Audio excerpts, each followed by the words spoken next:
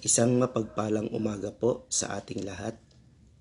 Salamat sa kabutihan ng Diyos sa araw na ito na tayo po ay muling mag-aaral ng kanyang mga salita.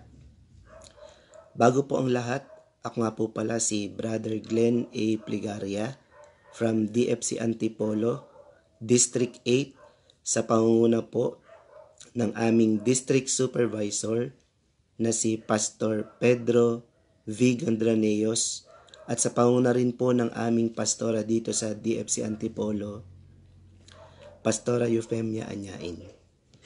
Muli po magandang umaga po sa ating lahat. Bago po tayo magsimula sa pag-aaral ng salita ng Diyos, tayo po muna ay umawit ng papuring awit sa Panginoon. Awitin po natin yung Di Ako Nagkamali. Hallelujah. Hallelujah. Praise you, Jesus. Hallelujah. Akala ko di na darating pa ang sandaling ito sa buhay ko, ang maranasan katuparan ng pangako, ang mahawakan tagumpay na inasam.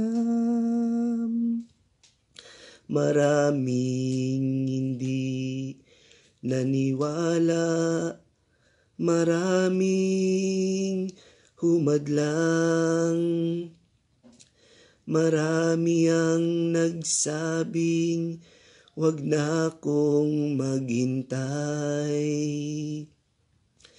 Tila walang pag-asa, tila walang wakas.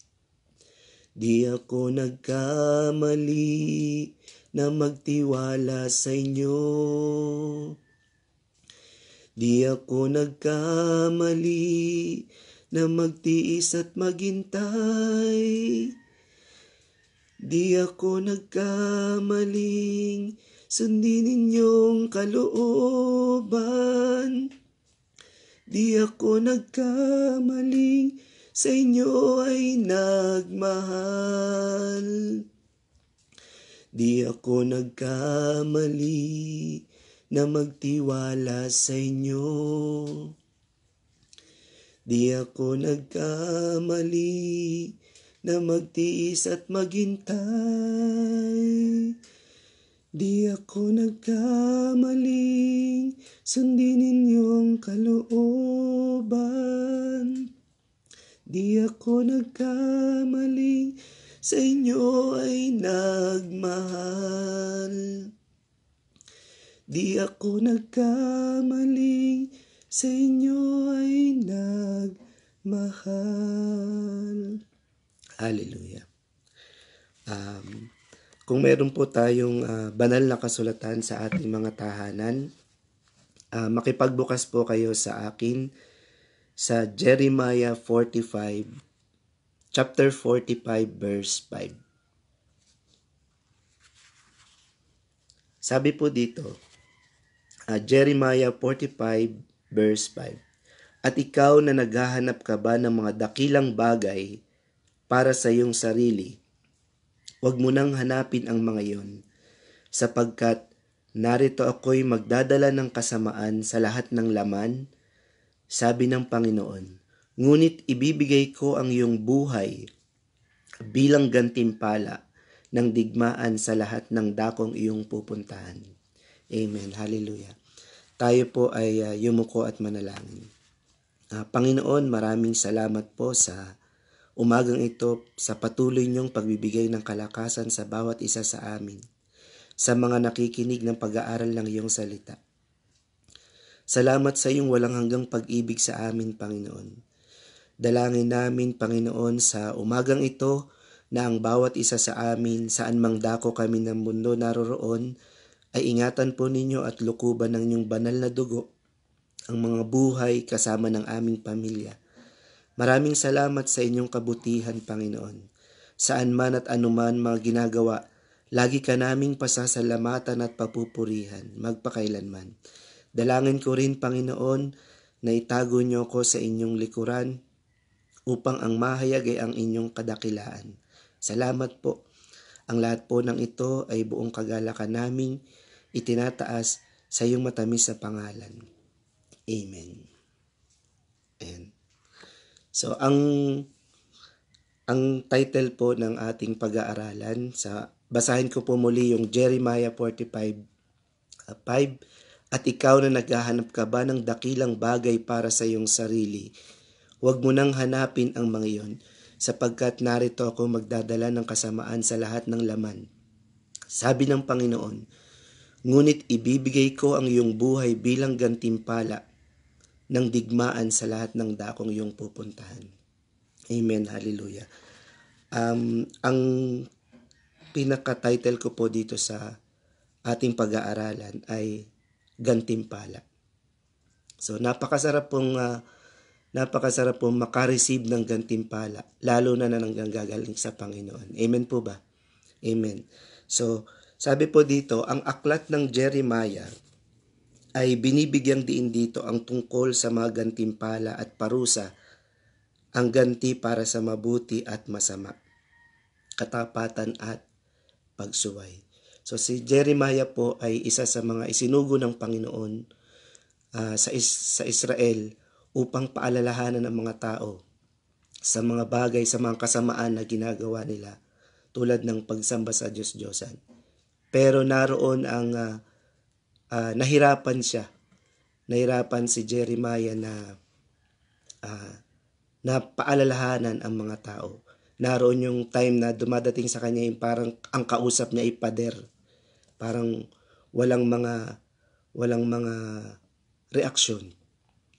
Amen po. Amen. So isinugo din ng Panginoon si Jeremiah sa Judah, sa kung saan na doon yung naging isang kaibigan niya, isang matalik niyang kaibigan at isang tapat na kalihim niya na si Baruk. Si Baruk po, kilala po ba natin si Baruk? Si Baruk po ay isang sinasabing tapat na kalihim ni Jeremiah at matalik na kaibigan. So ano po ba yung naging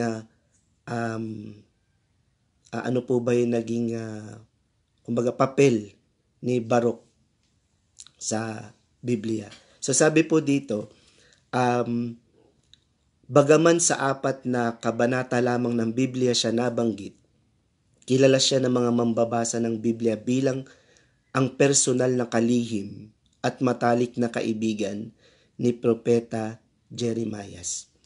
Magkasama nilang naranasan ang huling 18 maliligalig na taon ng kaharian ng Huda, ang kahilahilakbot na pagwasak ng mga Babilonyo sa Jerusalem at ang kasunod na pagkatapon sa Ehipto. Si Baruk ay nagmula sa isang prominenteng pamilya ng mga eskriba sa Juda. So ang naging layunin o naging papel ni Baruk sa buhay ni Jeremiah, kasi noong panahon na yon si Jeremiah po ay nakulong. Siyempre pagpatay nakulong, hindi paano natin maipapahayag sa mga tao yung ang gustong iparating ng Panginoon sa kanila. So dito po ginamit ng Panginoon o ginamit ni Jeremiah si Baruk para makapaghayag kung ano yung gustong iparating ng Panginoon sa bawat tao sa Juda. So ito po, si Juda po, habang nakakulong po si Jeremiah, siya po ay kung ano yung sinabi ng Panginoon kay Jeremiah, ito po ay sinasabi niya kay Baruk. So ang ginagawa po ni Baruk, siya yung nagsusulat. So dahil nga po siya yung kalihim ni Jeremiah, lahat ng lumalabas sa bibig ng Panginoon na sinasabi niya kay Jeremiah, isinusulat po ni Baruk. Siya po yung tanging kalihim na nagsusulat po doon. Sinusulat lahat ng gustong sabihin ni Jeremiah ng Panginoon sa pamagitan ni Baruk. Ayan po. So yun po yung um, ang pinakapapel, ginamit ng Panginoon si Baruch na dahil nga si Jeremiah po ay nakakulong noong time na yun, ginamit ng Panginoon si Baruch para yung kanyang nais na sabihin ng Panginoon sa mga tao ay si Baruch ang magpahayag nito sa mga tao. Ngayon po, nung naipahayag na ng Panginoon sa pamamagitan ni Baruch, yung gusto nais sabihin ng Panginoon, ito po ay binanggit ni Baruch sa kapulungan. Dahil si Baruch nga po ay prominenteng, galing sa prominenteng pamilya, ay at parang naging isang opisyalis din sa doon sa mga hari. Yan, so nakakapasok siya sa silid pulungan, sa lahat ng at doon ay doon lahat ng sinabi na isulat niya na nanggagaling sa Panginoon ay binanggit niya ito sa harapan ng mga hari na naririnig ng mga taong bayan. Sabi dito, pinagbigay alam ni Micaias, anak ni Jeremiah, sa kanyang ama at sa ilang prinsipe kung ano nangyari at inanayahan nila si Baruch upang basahin ng malakas ang balumbon sa ikalawang pagkakataon. At nangyari nga, ang sabi ng ulat, nang marinig nila ang lahat ng mga salita, sila ay nagtinginan sa isa't isa nang may paghihilakbot at sinabi nila kay Baruch, walang pagsalang sasabihin namin sa hari ang lahat ng mga salitang ito. Yumaon ka, magkubli ka, ikaw at si Jeremiah, upang walang sino mang makaalam ng iyong kinaroroonan. So dito po, lahat ng gustong sabihin ng ni Jeremiah kay sinulat ni Baruch, at ito po ay binanggit niya sa kapulungan, binanggit niya sa harapan ng mga hari, at doon ay nagalit po yung mga hari at sinabihan sila na yumaon ka, magkubli, ikaw at si Jeremiah, upang walang sino mang makaalam ng iyong kinaroroonan. So ito pong ito pong kwento ni Baruch. Ito po ay paano ba natin makikita dito na siya ay sumunod sa Panginoon? Amen po ba? So dito po sa aking may 3 points po ko dito. So may katanungan po, paano magkaroon ng gantimpala na nagmumula sa Panginoon? So paano po kaya magkaroon ng gantimpala na nagmumula sa Panginoon? Amen. So base po dun sa ating talata na binasa. So unang puntos po. Letter A, huwag mo nang hanapin ang mga dakilang bagay sa iyong sarili. So sabi po dito sa Jeremiah 45, ang sinasabihan po dito ay si Baruch, sabi dito, at ikaw na naghahanap ka ba ng mga dakilang bagay para sa iyong sarili, huwag mo nang hanapin ang mga iyon. So sabi po dito sa banal na kasulatan, maaari tayo magkaroon ng gantimpala na nagmumula sa Panginoon. So sabi dito, huwag mong hanapin ang dakilang bagay sa iyong sarili. Ano po ba yung sinasabing dakilang bagay sa iyong sarili? Katulad nga po ni Baruch, siya ay isang galing sa prominenteng pamilya. May ambisyon, may pangarap. Yan po. So sinasabi dito ang mga dakilang bagay sa iyong sarili ay yung ating ambisyon, yung ating pangarap. Ayan. So hindi po masamang mangarap po. Pero pagka tayo po ay tinawag ng Panginoon sa ganung kalalagayan. Yan po. So bilang para tayo magkaroon ng gantimpala mula sa Panginoon. Kung ano po yung kalooban ng Panginoon. Amen. So sabi dito sa letter A, huwag mo nang hanapin ang mga dakilang bagay sa iyong sarili. So ito po yung sinasabi niya, mga dakilang bagay na para sa ating sarili. So katulad po ni Baruch, habang siya'y naglilingkod sa Panginoon, kasi sabi po doon sa banal na kasulatan, 23 taong pagpapaalaala sa mga bagay, sa mga tao, sa kung ano yung mga ginagawa nilang kasamaan. Sabi po doon, kumbaga nagkaroon si Barok ng kumbaga kapighatian at nabalisa siya kasi kapag patuloy na sumusunod siya sa Panginoon, naroon yung baka ang iniisip ni Barok noon ay baka mawala yung kanyang propesyon. Kasi isa nga siya sa mga baka mawala yung propesyon niya, baka siya ay baka ang sabi po dito, baka mawala yung kanyang propesyon, yung kanyang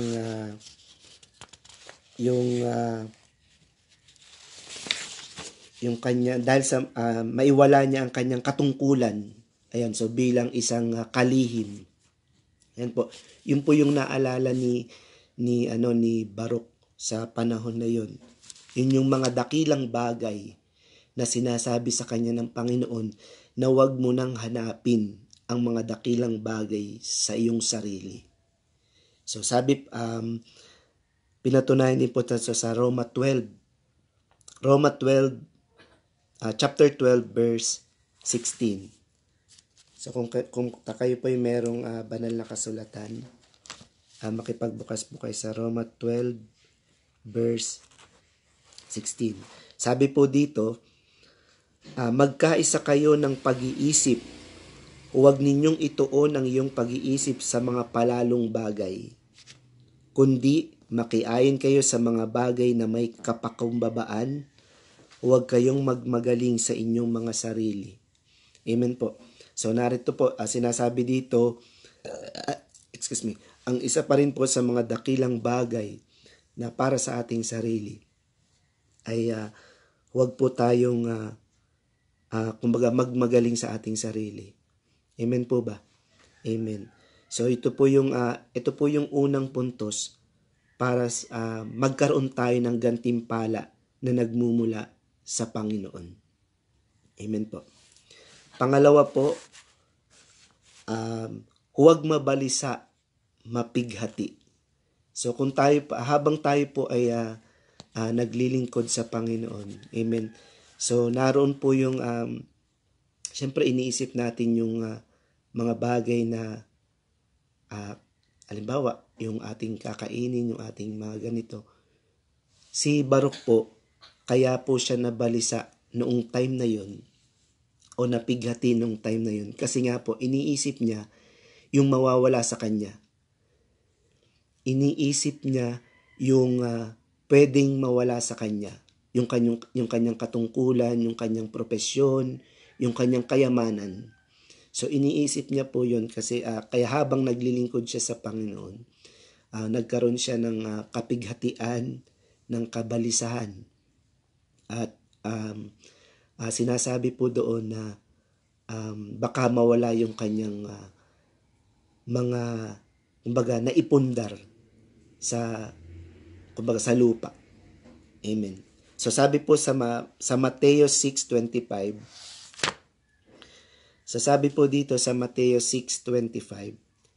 Kaya nga sinasabi ko sa inyo, huwag kayong mabalisa sa inyong buhay kung ano ang inyong kakainin o kung ano ang inyong iinumin.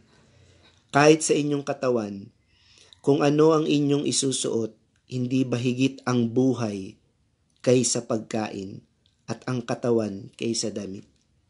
Amen po. So sinasabi doon sa Mateo 6:25 na huwag po tayong mabalisa. Habang tayo naglilingkod sa Panginoon, huwag tayong mabalisa kasi ang Panginoon may pangako po yan sa atin. Amen po ba? May pangakong gantimpala ang Panginoon sa atin habang tayo naglilingkod sa Panginoon. So sabi dito, ang sabi doon sa ating teksto, sabi nga nung sa teksto natin, sabi kay Barok, huwag ka nang mag-isip ng mga dakilang bagay sa iyong sarili. Huwag mo nang hanapin iyon. At ang sabi ng Panginoon, ibibigay ko ang iyong buhay bilang gantimpala ng digmaan sa lahat ng dakong iyong pupuntahan. Hallelujah. Amen. So yung po, sabi rin po sa Matthew 6:31 to 32, ang sabi po dito, kaya huwag kayong mabalisa na magsasabing ano ang aming kakainin o ano ang aming iinumin o ano ang aming isusuot. Sapagkat hinahanap ng mga hintil ang lahat ng mga bagay na ito at batid ng inyong Ama sa langit na kailangan ninyo ang lahat ng mga bagay na ito. Amen. So dito po para tayo ay magkaroon ng gantimpala na nagmumula sa Panginoon, una po ay wag nating isipin or wag nating hanapin ang mga dakilang bagay sa ating sarili, yung pansarili nating mga. At letter B po ay huwag mabalisa or mapighati. Ayan, so habang tayo naglilingkod sa Panginoon, focus lang po tayo. Ano man yung ating ng mga nararanasan, isuko natin yun sa Panginoon. Alisin natin yun o isuko natin sa Panginoon. Ay mag-focus tayo sa paglilingkod sa Panginoon. Amen po ba? Amen. So ang pangatlong bagay po ay ang pagtitiwala. So isa po sa mga bagay na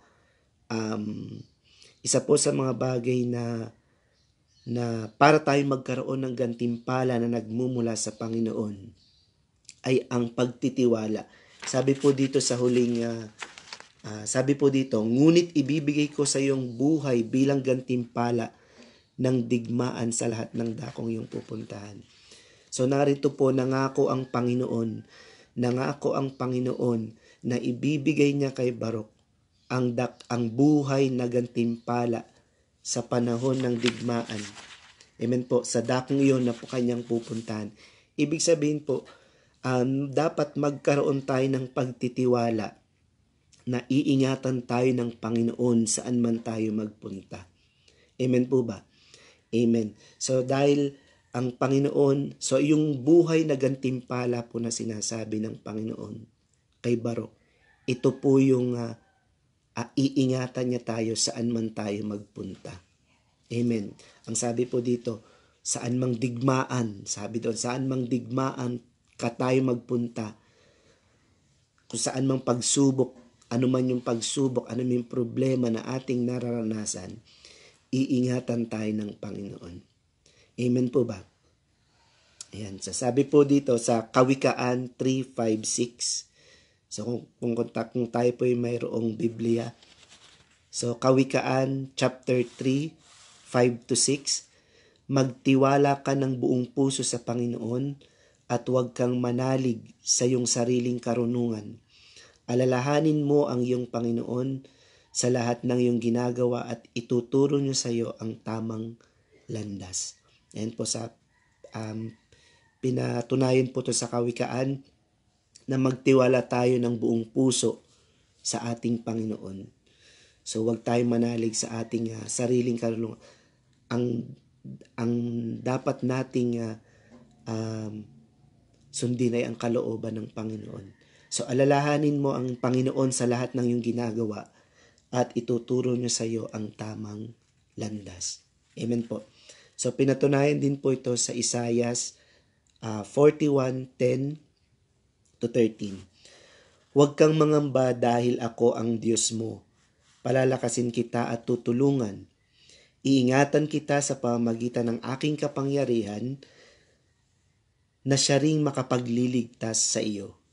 Ang lahat ng nagagalit sa iyo ay tiyak na mapapahiya at malilito. Ang mga lumalaban sa iyo ay mapapahamak. At kahit hanapin mo ang iyong mga kaaway, hindi mo na sila makikita. At silang mga kumakalaban sa iyo ay magiging walang kabuluhan. Sapagkat ang Panginoon na iyong Diyos, ako ang nagpapalakas sa iyo at nagsasabing huwag kang matakot dahil tutulungan kita. Amen po. Purihin po ang Panginoon. Dahil po dito po sa mga bagay na ito na nabanggit natin kanina, na huwag mo nang hanapin ang mga dakilang bagay, huwag mabalisa, huwag mapighati, pagtitiwala So magkaroon tayo ng tiwala sa Panginoon na iingatan niya tayo.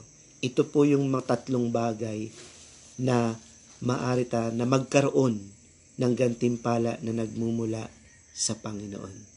Amen po ba? Amen. So, bilang conclusion po dito sa ating pinag-aralan ay bagaman ilang beses, sabi po dito, bagaman ilang beses lamang lumitaw si Baruch sa Biblia, karapat dapat siyang bigyang pansin ng lahat ng Kristiyano sa ngayon. Tutularan mo ba ang magandang halimbawa ng tapat na kalihim na ito ni Jeremiah? So, ibig sabihin po, dito kasi si Baruch, hindi na nagkaroon, kumbaga patuloy siya naglingkod sa Panginoon. Hindi na siya nag-alinlangan na anuman yung mangyari sa kanyang buhay, anuman yung maiwan man niya yung propesyon, yung kanyang katungkulan, ay patuloy siyang maglilingkod sa Panginoon. Amen po. So sabi po sa awit 37:4-5, kayawi mo hanapin ang kaligayahan, at ang pangarap mo'y iyong makakamtan. Ang iyong sarili sa Kanya italaga, tutulungang ganap kapag ikaw ay nagtiwala. Amen po. Sabi rin po sa Santiago 1:12, mapalad ang taong nananatiling tapat sa kabila ng mga pagsubok, sapagkat matapos siyang subukin, tatanggap siya ng gantimpala ng buhay na ipinangako ng Panginoon sa mga umiibig sa Kanya. Amen po. So ito po yung ating panghawakan, yung pangako ng Panginoon na natatanggap tayo ng gantimpala ng buhay kapag patuloy tayong nananatili, kapag patuloy tayong nagtitiwala at naglilingkod sa Panginoon.